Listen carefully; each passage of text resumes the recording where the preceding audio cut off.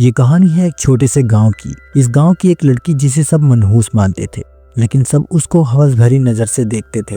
गांव ज्यादा बड़ा नहीं था। ज्यादातर लोग चौधरी अजमेर सिंह की भट्टे पर मजदूरी करके अपना पेट पालते थे।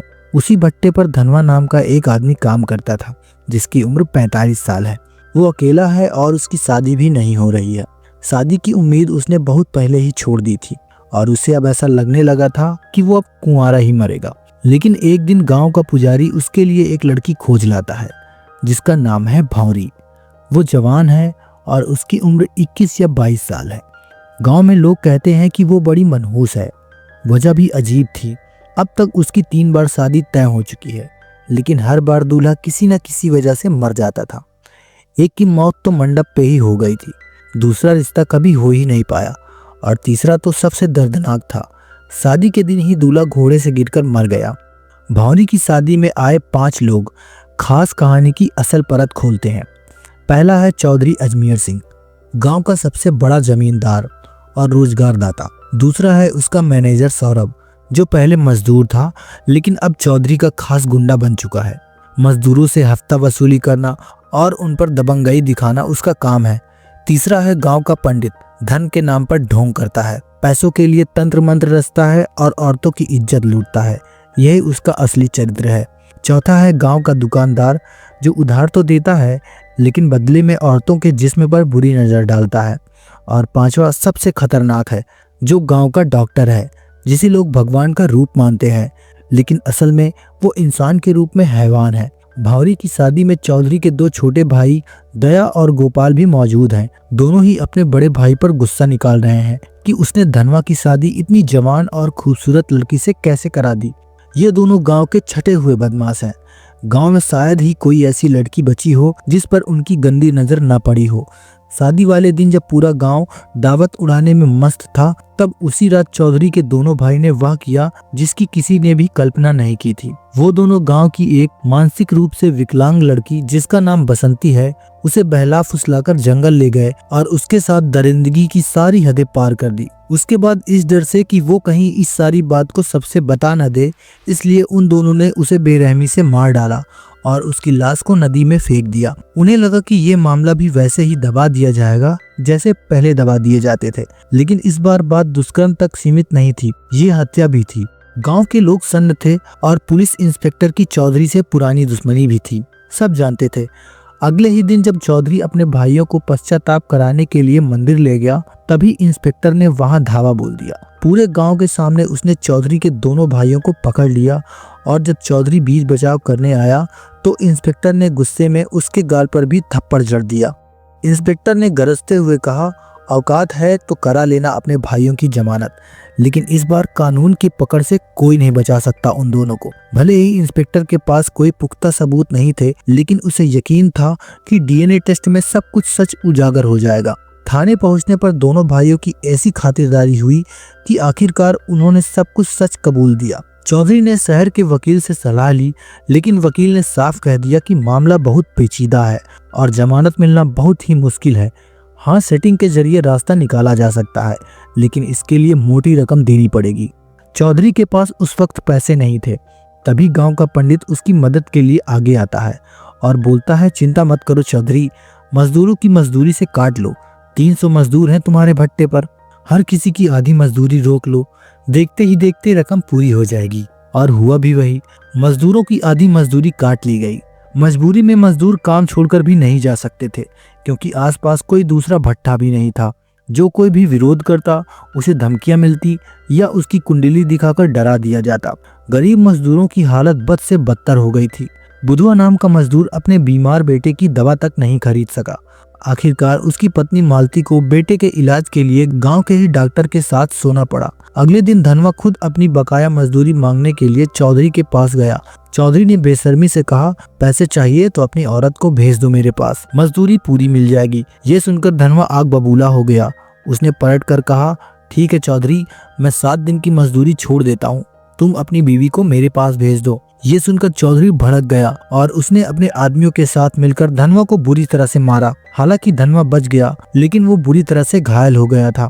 डॉक्टर ने पट्टियां तो कर दी थी, पर जांच के बहाने वो धनवा की बीवी के साथ सोना चाहता था। घर में खाने तक को लाले पड़ गए थे। तभी धनवा की पत्नी स्कूल जाने वाली बच्ची को लेकर पंडित के पास पहुंची। पंडित ने कहा, इसका इलाज पूजा पाठ से करना होगा। रात को अकेले मंदिर आ जाना, वो भी सिर्फ एक साड़ी पहनकर। जब उसने ये बात अपने पति को बताई तो उसने गुस्से में कहा, अगर पूजा से बीमारी ठीक हो जाती तो दुनिया में डॉक्टरों की जरूरत नहीं पड़ती। पंडित के मन में क्या गंदगी पल रही है मैं सब समझता हूँ। इस ढकोसले में मत पड़ना, बच्चा अपने आप ठीक हो जाएगा।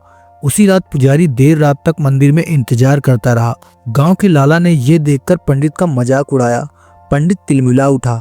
ये सुनकर डॉक्टर ने ठंडी सांस भरते हुए कहा, चिंता मत करो, अब देखना मैं क्या करता हूँ। अगले दिन डॉक्टर ने चौधरी की मदद से पंचायत बुलाई। पूरे गांव के सामने उसने हाथ में एक मेडिकल रिपोर्ट लहराई और बोला, गांव में महामारी फैलने वाली है और इस बीमारी का कारण है धनवा। लोग सन्न रह गए। बीमारी का नाम किसी ने भी नहीं सुना था, लेकिन रिपोर्ट देखकर सभी लोग डर गए थे। गांव अनपढ़ और अंधविश्वासी था, इसीलिए डॉक्टर और चौधरी का झूठ आसानी से सबने सच मान लिया।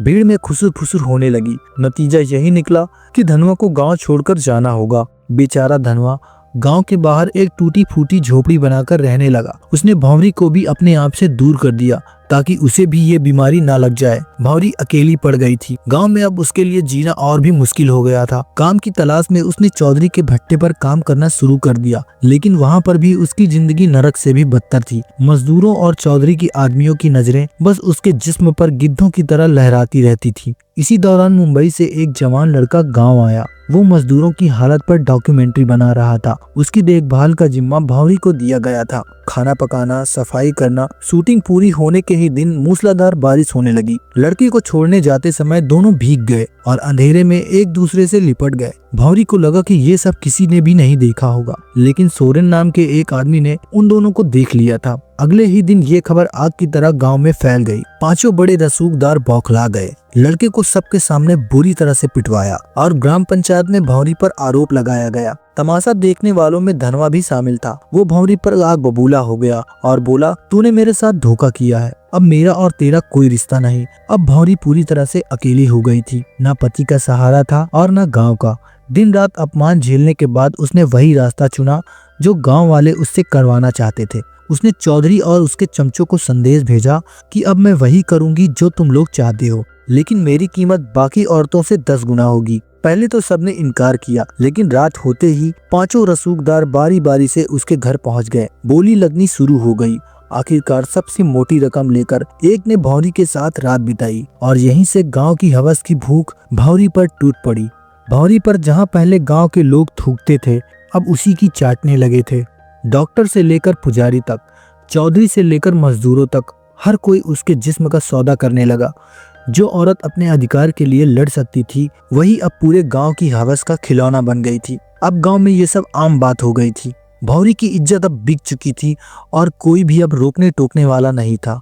उधर चौधरी अपने भाइयों की जमानत कराने के लिए वकील के पीछे भाग दौड़ कर रहा था, लेकिन किस्मत को कुछ और ही मंजूर था। पैसे देने के बावजूद तभी जज का तबादला हो गया और चौधरी का सारा पैसा डूब गया। वकील ने नया उपाय सुझाया, बसंती की दादी से समझौता कर लो, केस वापस ले लेगी। चौधरी भारी मन से दादी के पास पहुंचा, मगर वहां उसे ऐसा सच सुनने को मिला जिसे सुनकर उसकी आत्मा कांप गई। दादी ने कहा, बसंती तेरी ही बेटी थी। चौधरी का दिल धड़क गया। चौधरी हक्का बक्का हो गया।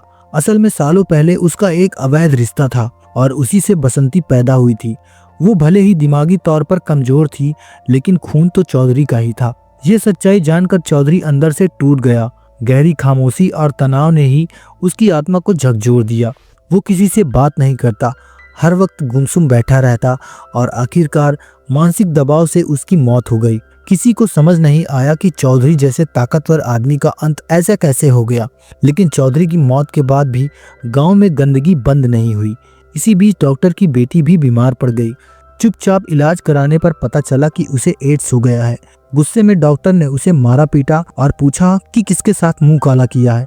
लड़की ने बताया कि उसका अफेयर डॉक्टर के असिस्टेंट मनु से है और जब मनु की पिटाई हुई तो उसने कबूल लिया कि वो भंवरी के पास भी जाता था। ये नाम सुनते ही डॉक्टर का चेहरा उतर गया। उसे याद आया कि वो भी भौरी के पास कई बार जा चुका है, यानी कि भौरी ही अब पूरी मौत की वजह बन चुकी है। धीरे धीरे पूरे गांव में मौत का सिलसिला शुरू हो गया। औरतें हो या मर्द, सबकी हालत बिगड़ने लगी। जब मीडिया तक ये खबर पहुंची कि गांव में महामारी फैल चुकी है, तब 100 से ज्यादा शवों की जांच की गई। रिपोर्ट में सामने आया तो सबके सबको एड्स था। गांव में हाहाकार मच गया। अब लोग किसे दोष दें? सबकी उंगलियां धनवा की तरफ ही उठ रही थी, क्योंकि वही था जिसे सालों पहले एड्स हो गया था। गुस्साए गांव वालों ने उसे पीट पीट कर थाने ले गए, लेकिन जब उसका खून टेस्ट हुआ तो सच्चाई सबके सामने आई। धनवा को कभी बीमारी हुई ही नहीं थी, यानी धनवा को कभी एड्स हुआ ही नहीं था। असल में डॉक्टर ने पंचायत में झूठी रिपोर्ट दिखाई थी। असली बीमारी तो भौरी को थी, जो उस मुंबई वाले लड़के से भौरी को हुई थी और भौरी से पूरे गांव में फैल गया। अब गांव वालों का गुस्सा फूट पड़ा। सच्चाई जानकर उन्होंने डॉक्टर, लाला, पंडित और सोरेन को घेर लिया। पुलिस ने भी आंखें मूंद ली और उस दिन पूरा गांव भेड़ियों की तरह उन पर टूट पड़ा। गांव वालों ने उन चारों को इतना मारा कि उन लोगों की वहीं पर तड़प तड़प कर मौत हो गई। उधर जब धनवा को ये बात पता चली कि भौरी भी उसी बीमारी की चपेट में है, तो वो उसे आखिरी बार देखने गया, लेकिन तब तक बहुत देर हो चुकी थी। धनवा ने भारी मन से उसकी चिता सजाई और पूरे सम्मान के साथ अंतिम विदाई दी। ये कहानी यही बताती है कि अपने कर्मों से कोई नहीं बच सकता। जो जैसा बोएगा वो वैसा ही काटेगा। अगर आपको ये वीडियो अच्छा लगा हो तो वीडियो को लाइक करके हमारे चैनल को सब्सक्राइब कर लें। तो मिलते हैं अगली वीडियो में, तब तक के लिए नमस्कार।